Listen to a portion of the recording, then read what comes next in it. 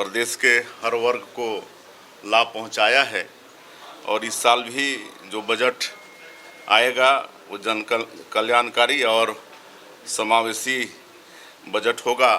हम इस नए बजट में अटल जी के छत्तीसगढ़ निर्माण के संकल्प को पूरा करेंगे।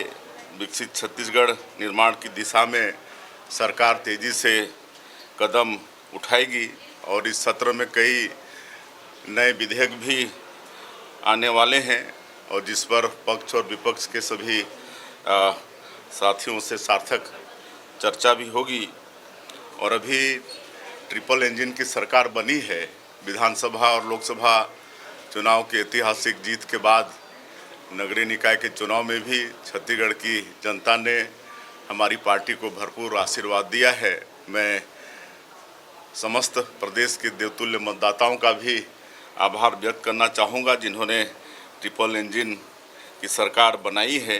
अब हम प्रदेश की जनता को आश्वस्त करना चाहेंगे कि उन्होंने जब नगरीय निकाय में भी हम लोगों को आशीर्वाद दिया है तो नगरीय क्षेत्रों में भी सरकार विकास के कामों में गति लाएगी। और पिछले अभी खरीफ के सीज़न में हम लोगों ने किसानों के खाते में 52,000 रुपया ट्रांसफ़र किया है। इससे किसानों में एक सशक्तिकरण हुआ है और साथ ही शहरी अर्थव्यवस्था को भी इससे गति मिली है। और 70 लाख माताओं को महतारी बंधन योजना में हर महीना 1,000 उनके खातों में भेजकर महिला सशक्तिकरण का काम भी सरकार कर रही है। सवा साल के सरकार में 12 किस्त महिलाओं के खाते में जा चुकी है और हमारा प्रदेश राजकोषीय अनुशासन के मामले में भी पूरे देश में अग्रणी राज्यों में है। हम लोग जीरो टॉलरेंस की नीति अपना रहे हैं, गुड गवर्नेंस को भी अपनाए हैं और सरकार खर्चा में भी मितव्ययता कर रही है। और लाल फीताशाही को हतोत्साहित करने के लिए हम लोग ई फाइल सिस्टम आरंभ किए हैं।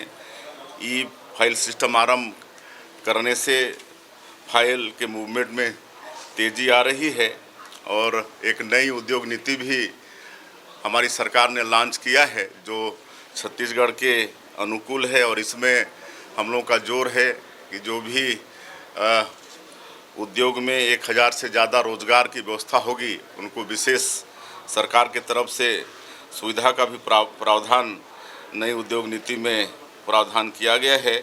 और नई उद्योग नीति को लेकर हम लोग दिल्ली और मुंबई में इन्वेस्टर कनेक्ट का आयोजन कर चुके हैं जिसमें 1 लाख करोड़ निवेश आने की पूरी संभावना है। उतने के प्रस्ताव सरकार को मिल चुके हैं और नए उद्योग नीति का काफ़ी उद्यम के क्षेत्र में स्वागत भी हुआ है। और मुझे पूरा विश्वास है कि जो मैंने 1 लाख करोड़ का निवेश बोला इससे भी आगे निवेश आ सकता है। और हमारा जो प्रदेश में सरगुजा और बस्तर जो ट्राइबल बाहुल संभाग है, एरिया है, उसके विकास के लिए विशेष सरकार ध्यान दे रही है। उसको दोनों संभाग को हम लोग संवारने के लिए विशेष काम कर रहे हैं।